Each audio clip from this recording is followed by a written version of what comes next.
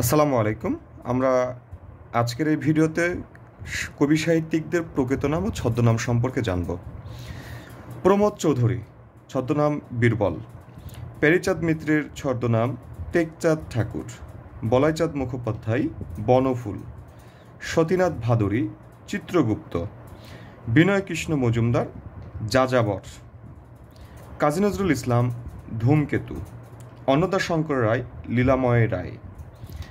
আবু নাঈম মোহাম্মদ শহীদুল্লাহ কায়সার। সমরেশ বসু কালকুট।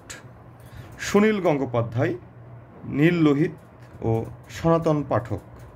রাজশেখর বসু পরশুরাম।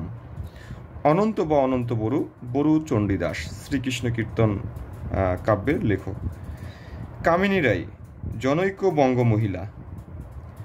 দক্ষিণাঞ্জন মিত্র মজুমদার দৃষ্টিহীন। অচিন্ত্য কুমার সেনগুপ্ত নিহারিকা দেবী। মঈনুদ্দিন আহমেদ সেলিম আল দিন, খুবই গুরুত্বপূর্ণ। মীর মোশাররফ হোসেন গাজী মিয়া বা উদাসীন পথিক, তার ছদ্মনাম ছিল দুইটা।